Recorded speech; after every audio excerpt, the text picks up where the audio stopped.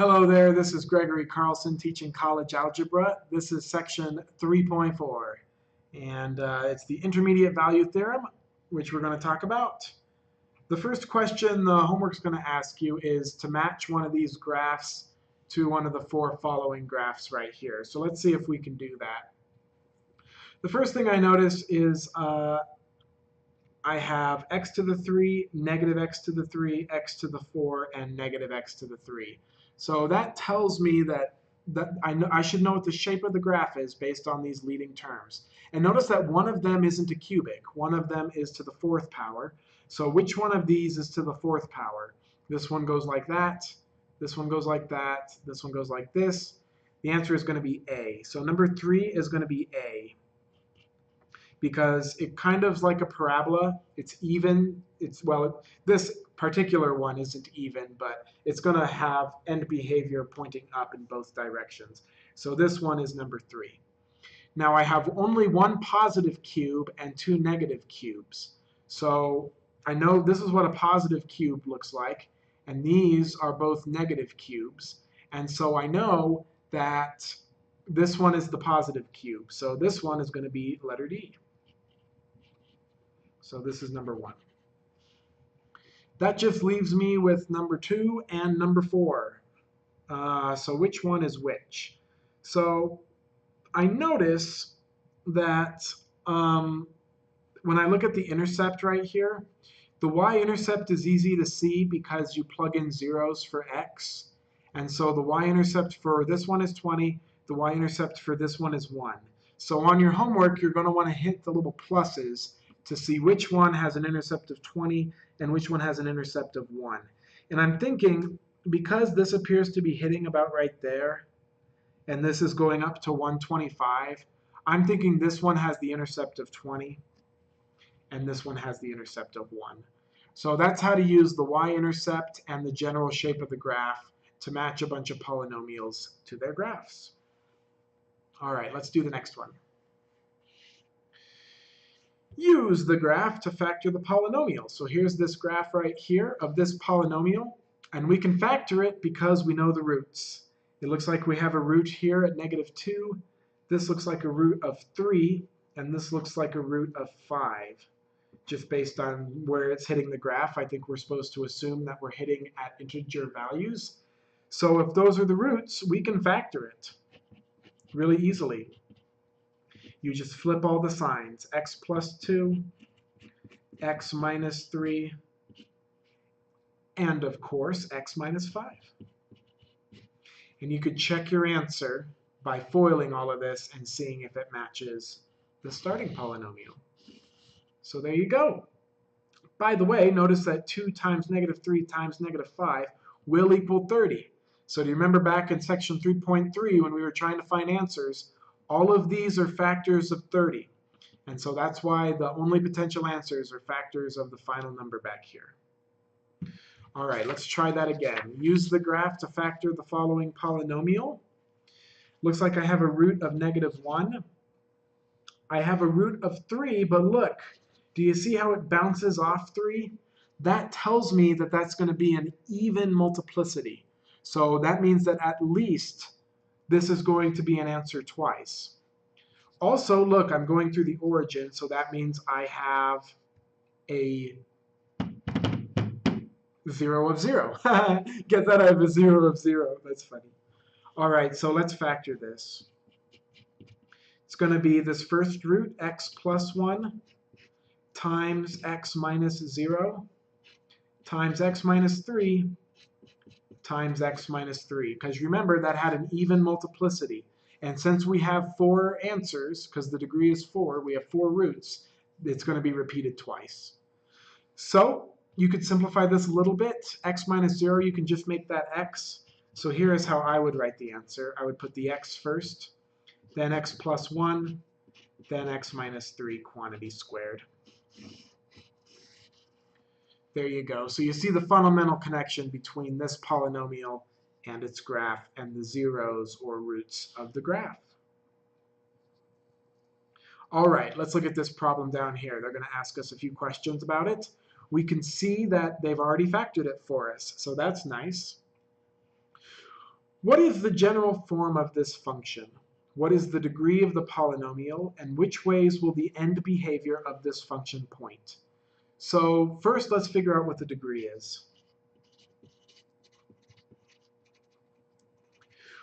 We would only be able to find the degree if we FOILed this whole thing out, but that would take a while, and there's a quicker way. Notice that if we FOILed it out, it would only be the first ones of each thing multiplying that would give us the total degree. So here I have x to the 4, here's x, here's x. So if I multiplied all three of those together, I couldn't get anything with a higher degree. So that means the degree is going to be 6. 4 answers live here. Actually, that's a root of 0 with multiplicity 4. Here's a root of 2 with multiplicity 1, and a root of -3 with multiplicity 1. So that means total roots of 6, counting multiplicities. So that means it will behave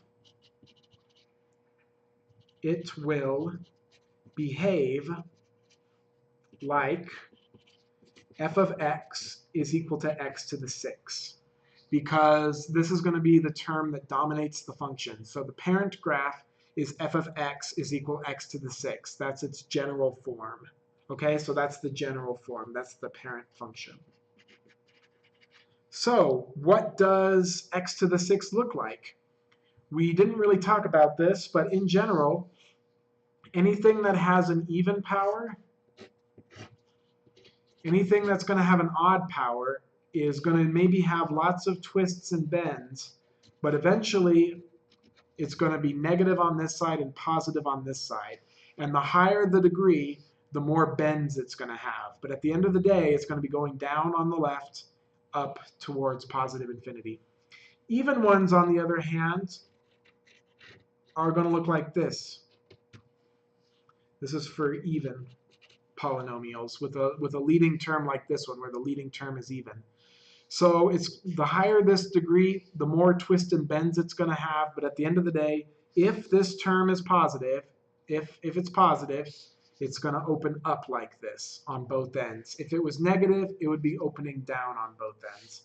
Also, if this was negative, it would just be flip-flopped. So that means, what's the end behavior? As x goes to infinity, we see that y is going to go to infinity, or f of x is going to go to infinity. As x goes to negative infinity, y is going to go again up forever to positive infinity. So that's how you would describe. You can see how we can tell a lot about the function just by looking at its equation. So that's pretty cool. I have another 2 minutes left, so let's see if I can finish off this next problem on page 41.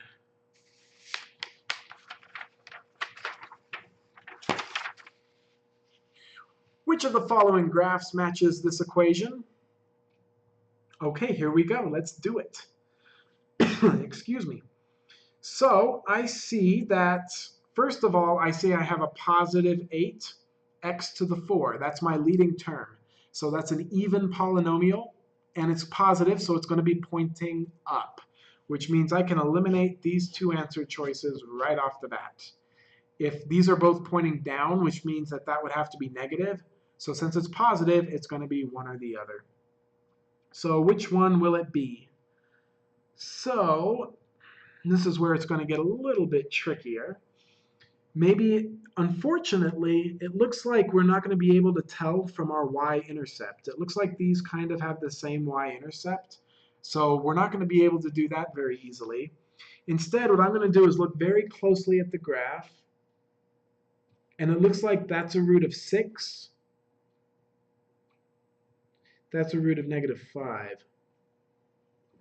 So either we're going to plug in a 6 and get a 0, or we're going to plug in a -5 and get a 0. So let's see which one it is. So let's try plugging in 6 and see what we get. So for this first term, it's going to be 6 times 6 times 6 times 6. Whoops. Or 6 to the 4.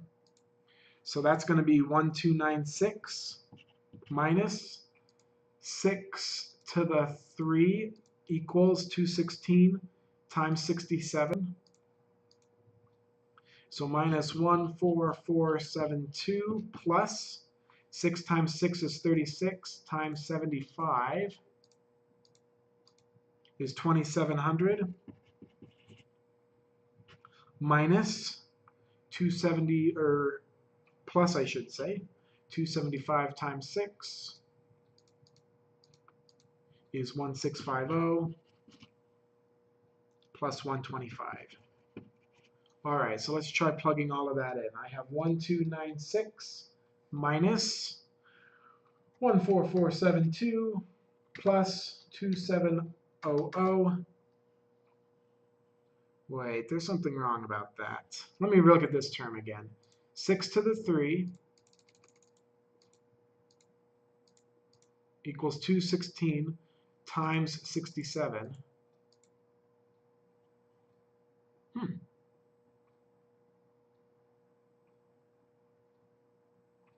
Okay.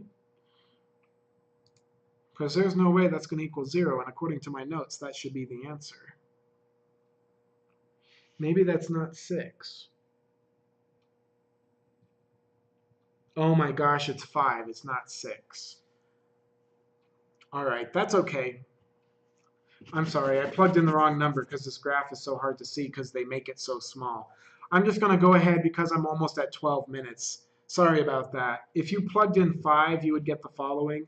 5,000 minus 8375 plus 1875 plus 1375 plus 125. You can see on my notes, which I have right in front of me, that 5 is the root we should have tried to check. And guess what? When you add all of this up, you get 0. So this is the answer right here. 6 would not be a 0. If you had tried -5, that would have failed, so this one wouldn't be the answer. You could have also tried 1, because I think it looks like there's a root at 1. So you could have tried 1, and that wouldn't have worked. You could have tried -1, and that should have worked, because that looks like -1 is a root there. But because the graph is hard to read is why I messed that up. So if there's any questions on why the answer to this one should be C, let me know in the comments below, and I apologize for my little mistake. In part 2, we will look at the intermediate value theorem.